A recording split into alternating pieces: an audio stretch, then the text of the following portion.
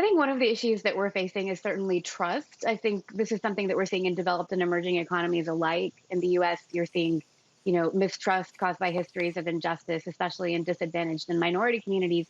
And that's certainly exacerbated in low and middle income countries like Bangladesh, where more people are dying due to lack of access to quality health care than lack of access alone. I mean, we already have more than 10% of drugs in the market that are actually counterfeit. And during COVID, we've seen private hospitals charging patients for COVID tests that were never properly processed. All of this mistrust is bleeding into vaccine distribution. And, it's a challenge that we're preparing ourselves. But the bigger challenge, to be honest, is that we don't really have any information regarding when the vaccines will be rolled out. Dr. Hasselstein, you heard Silvana there, so there's misinformation, a lack of trust. But from what I gather, you're also concerned about the lack of industrial freezers, cold storage options for many of these emerging and frontier economies that have budgets that are already been hurt by COVID. How does that make the vaccine rollout even more difficult in those countries? Well, the whole aspect of medical services in countries with limited resources is a very serious problem. And it's particularly true for high-tech medical interventions because they just don't have the infrastructure. That's true for these vaccines. I call the American vaccines, the Moderna vaccine, the Pfizer vaccines, the Lamborghinis of vaccines. That's because they're expensive, they're high-tech, and they require enormous maintenance and infrastructure. What we need is a Toyota, something that's much more robust, that can be used in many different circumstances. It's not just the cold chain, but that is a big problem. Now, where are those vaccines being developed? Well, there are different types of vaccines that don't rely on such high technology. In fact, a number of countries have, India, for example, China, for example, Russia, for example, and even the UK have developed vaccines that are far more robust using much older technologies. And those technologies may work. The unfortunate part is right now we don't know. But there's something I'd like everybody to keep in mind. This virus jumps borders.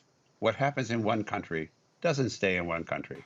Look at the problem right now with the resistant or not the resistant variants, but those variants that seem to be more transmissible. They may start in South Africa. They may start in the UK.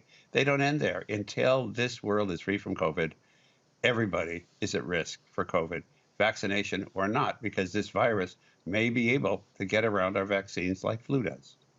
Yeah, it's a good point. And Silvana, there's some estimates from Goldman Sachs and Citi that don't expect a lot of these frontier markets, even Bangladesh, to even get access to get fully vaccinated till end of 2021 or even 2022. Absolutely. It's really a bit troubling to see the lopsided vaccine rollout globally. As you mentioned at the beginning of the segment, we have wealthy countries that are using their purchasing power to secure vaccines doses early. And we have global mechanisms like COVAX that have been formed that were created to ensure equitable distribution of the vaccine. But unfortunately, the jury's still out on the success of these initiatives. So far, COVAX has secured less than 5 billion of a targeted 38 billion US dollars.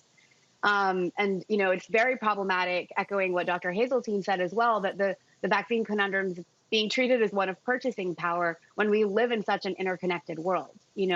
A year ago, we had never heard of COVID-19, and the virus was isolated to a far-off city in Wuhan, China. And yet, for most of this year, the entire world's been held hostage to this invisible enemy.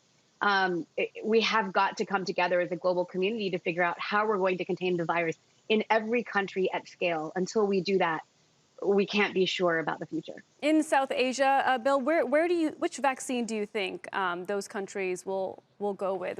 I imagine the Pfizer vaccine won't do really well there when you have a combination of tropical temperatures, a lack of infrastructure, and the China vaccine seems to be gaining ground there.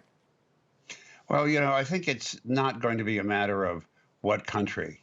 It's going to be a matter of what vaccine at what price as well. There's also an issue of price. There are countries, there are big international vaccine efforts that have been underway for a long time. The Gates Foundation has funded many of these. There are major international programs both to develop these vaccines and distribute them, as Sinha has mentioned.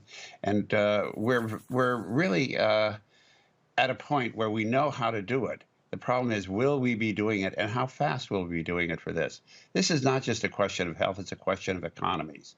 Because economies, as we know, are suffering from this disease as much as people are. And when economies suffer, everybody, infected or not, is affected by this pandemic.